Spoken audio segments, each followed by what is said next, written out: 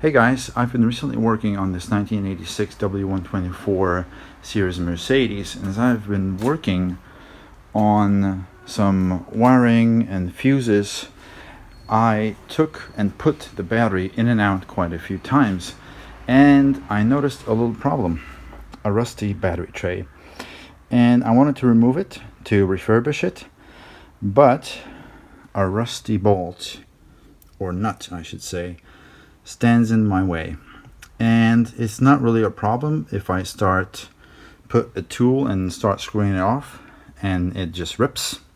Fine, I'll take the battery tray out, but when I want to put it back in, I won't have a thread, or I'll have a ripped thread, which I won't be able to screw it into.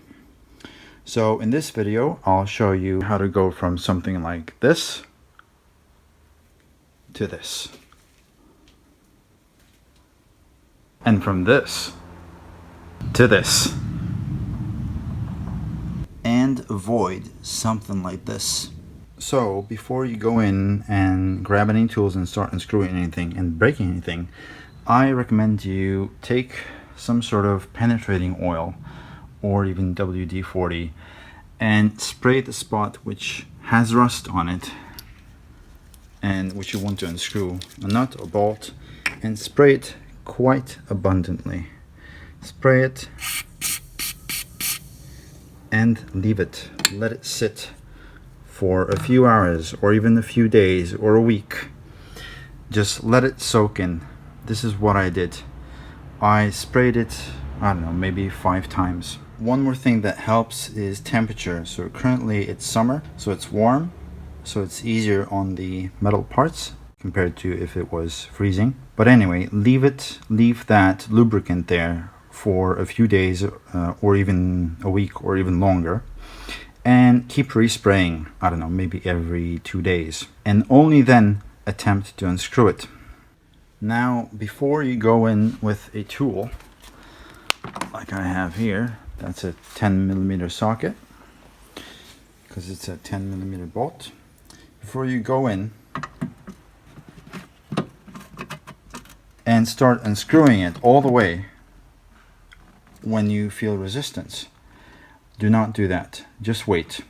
When you feel resistance unscrewing it, just unscrew it a little bit to the left, and then screw it back in.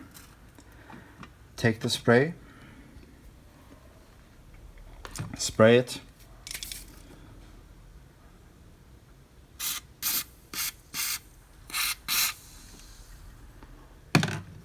leave it for a few minutes, and then go back in. And you should do this so many times that at some point you'll get to a point where you'll be able to do this slightly. The nut or the bolt won't be unscrewed yet, but you'll be able at least to move it back and forth, back and forth, back and forth, without too much resistance. Look, even by my hand I'm able to do this. So move it back and forth, just work that lubricant into the in between the threads, and do it so many times until you unscrew the bolt or nut that is rusty and that you want it to remove without ripping it apart. I've attached to this socket and to the extension a ratchet, which I'll be using to loosen the nut, and you'll be able to see and accompany me in my success or failure. We'll see if I succeed. So you'll see I'm moving to the left. It moves freely now, and I'll move until I feel resistance. Right now there's no resistance, so I'll move it by fingers, but now I'm getting some resistance, so I'll move it a little bit, just by a little bit. I feel more resistance. I push against it a little bit. Boom, that's it. I'm not going to go forward anymore. I'll just switch back to screwing it. So I'm switching, I'm going to screw it back in just to work the lubricant in. Boom. And then again, the same the other way. Now I'm unscrewing it.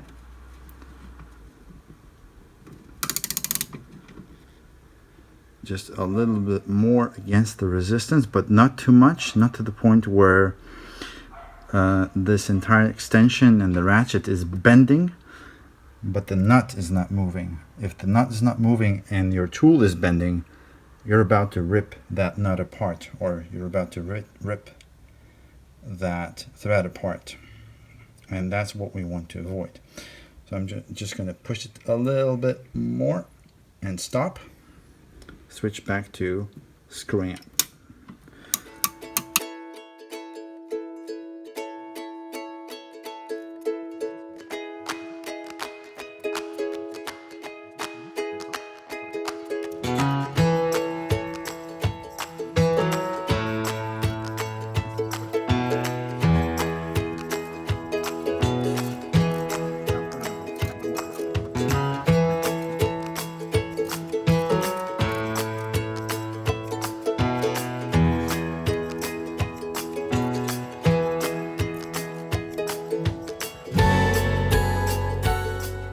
And move back.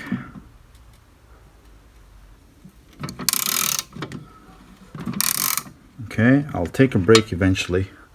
I'll take a little break. And I'm gonna spray some more.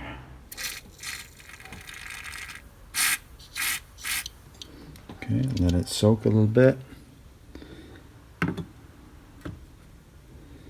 And back to the ratchet.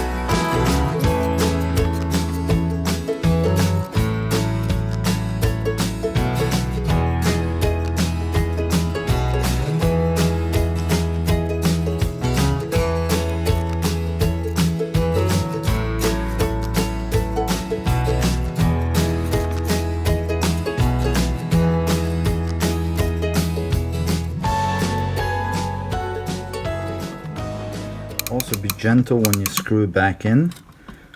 The fact that you managed to unscrew it that far doesn't mean it won't snap on the way back.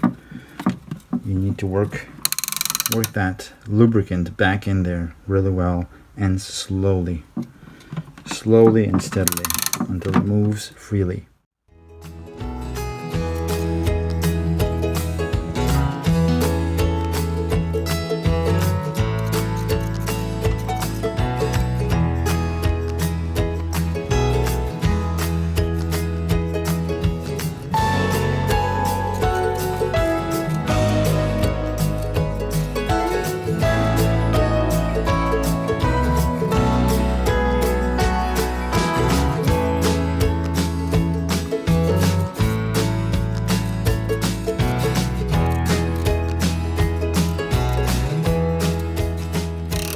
Ooh, I feel it coming looser and looser. It might be there. And it's free. And it's free. Okay. Let's see.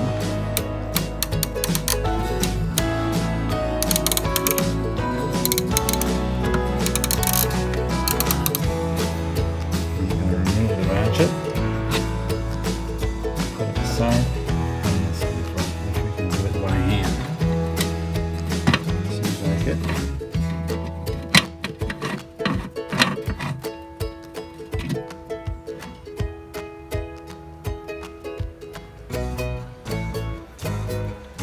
In there?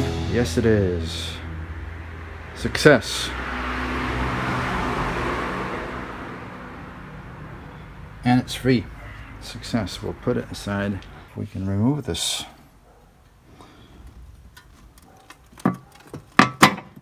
Okay.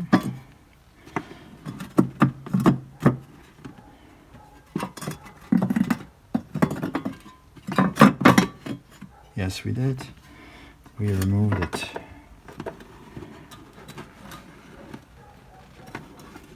Like that. And that's the bottom. So you can see at the bottom it's pretty good. The tray is still pretty good.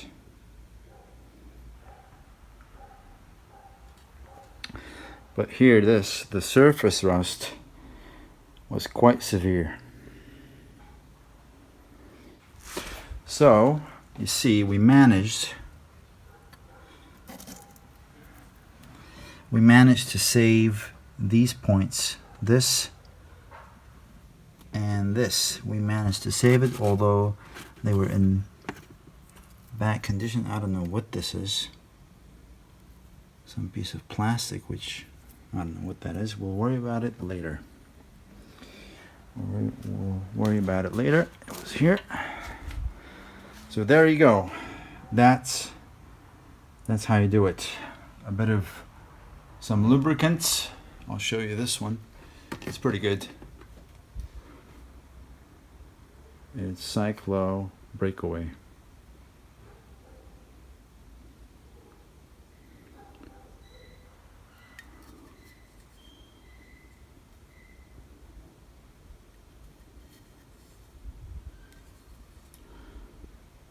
So that, and good old WD-40 and plenty of patience. That's how you do it. And I just wanted to show you the nuts that came off compared to new nuts. So if you look, this one actually doesn't look that bad. It's quite thick around the thread. It does have rust on it, on top of it, but it's quite thick. So a tool, if you go in with a tool, like I did with a wrench, and you put it on it, you'll have plenty of material to grip onto for that tool. But it might not be so with this one, with a nut or bolt that's eaten away by rust like this one. You see at the top here? It's quite thin. It's quite thin compared to the new one. So that might cause your tool to slip around a nut or a bolt like that. This is why it's so important that you use a lubricant to loosen those threads inside, so that if you put a tool on it, that tool won't have to work so hard to turn this nut or bolt, and it won't slip eventually if it doesn't have to work so hard. And have a look at the washers. So that's a new washer. That's a new washer.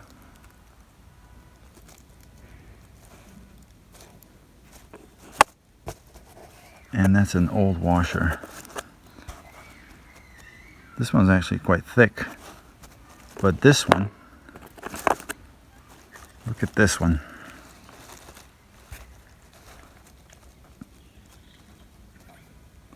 It's really thin.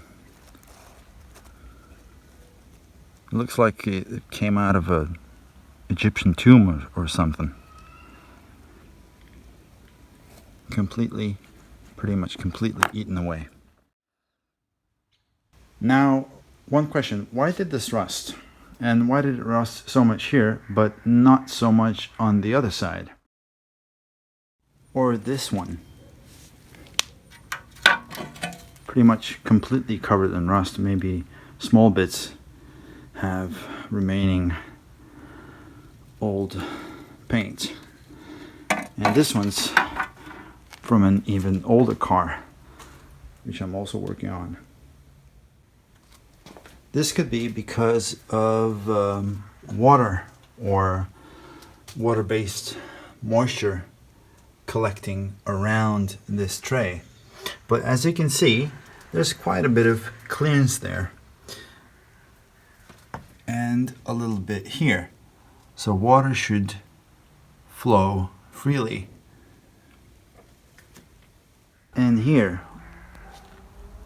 this tray was sitting on a slightly raised surface. You can see that these threads 1, 2, and 3 are raised, so if any water would get in here, it would just flow through here beneath this level, and the tray would be slightly above.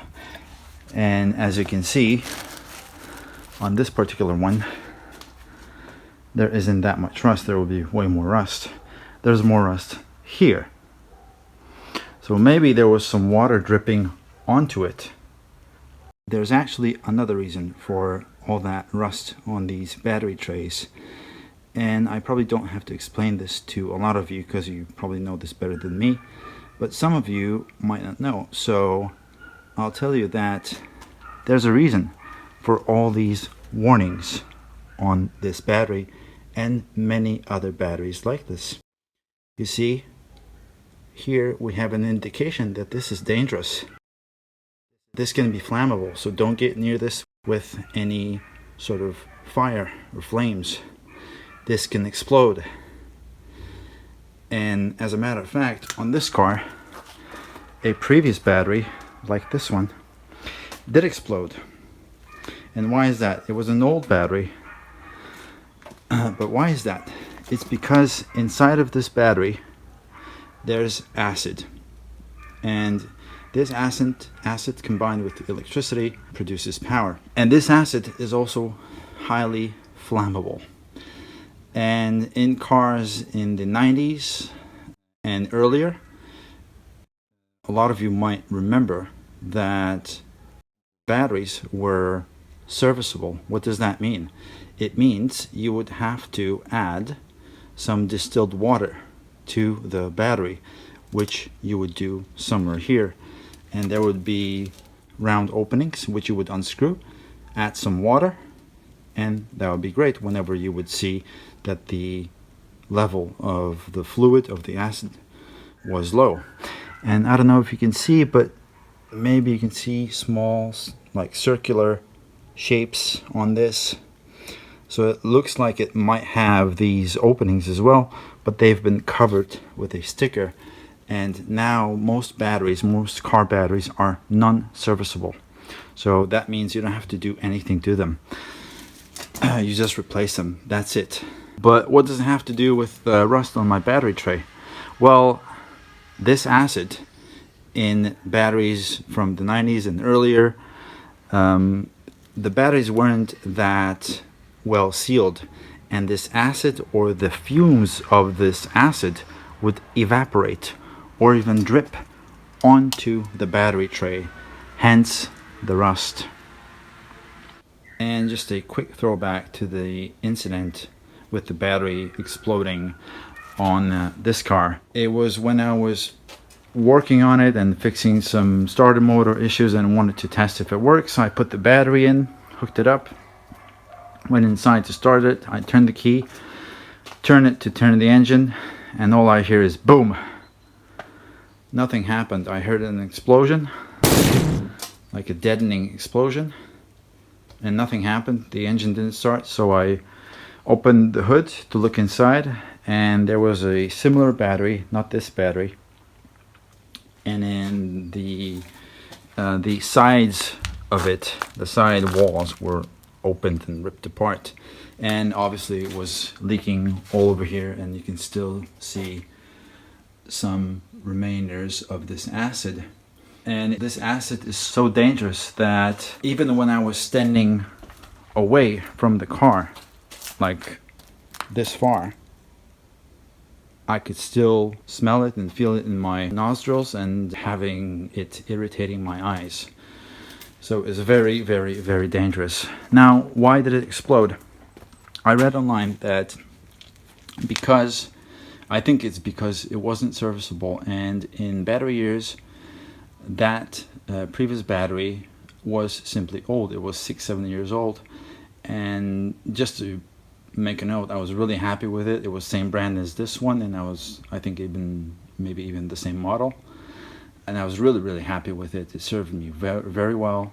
But because it wasn't serviceable, I wasn't able to top up that fluid in there. The fluid kept dropping, and there are metal plates inside, and when electricity ran through the battery, those plates warped because they weren't covered in that fluid. So because of the heat running through them, they warped and they got closer to each other, and when they touched, they created a spark, and that spark ignited the gas, which was created by the lack of enough fluid. Because there wasn't enough fluid, gas was created inside, and when you put a spark to that gas, it explodes, and those metal plates warped. They got closer and closer together until they touched, created a spark, and ignited that gas, which was somewhere here, and the fluid was too low. If the fluid was topped up, maybe it wouldn't explode. Maybe it would because it was old anyway. But that's what happened.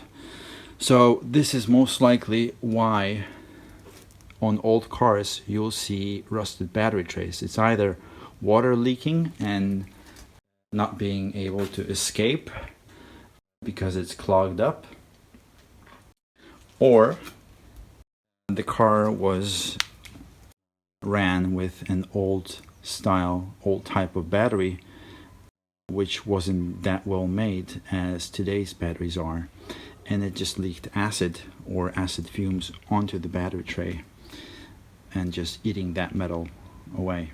And check out this battery tray after it's been sanded. So this is how it looks in its bare form, bare metal. And you can see on the left side where there was less rust, it looks pretty much intact, very nice and smooth. But on the other side, on the right side where there was more rust, it pretty much looks like a sieve at some points. So like here and here and here. Luckily, the hole through which the threaded stud goes is intact. So the next step could be just painting, but what I will do is I'll take it to a friendly welder who will try to weld those holes up, at least some of them, and then I'll have it powder painted, and it'll look a whole lot better. And the battery tray came back from the welder, and it doesn't really look that much better. Some of the holes have gotten bigger, and this is because, as the welder told me, because of all those years, which is since 1986, all those years, those batteries that have been used on this car have been dripping acid or acid fumes onto this battery tray, eating it away, and those remainders of those fumes have been reacting with the welding process and causing the holes to become bigger. So we agreed to weld this one up a little bit so it's smaller than it was, which it is, and leave the rest as is. So what I'll do now is I'll smooth some of these edges here with a sanding drill bit like this one, and whenever you do work like this, remember to protect your eyes with safety glasses like these or like these, which in my opinion are even better because they protect you also from the side. So I'll do that, and then I'll take it to be powder painted. And the tray is back and ready. Now, does it look perfect and new? No, it doesn't. But it looks definitely better, and thanks to some patience and careful planning, I was able to remove it without damaging any studs or threads, so I'll be able to securely put it back in the car. And I was able to remove the rust and stop it from rusting further. So it's good to go for another 20, 30, or even more years. And check out this before and after and just judge for yourself.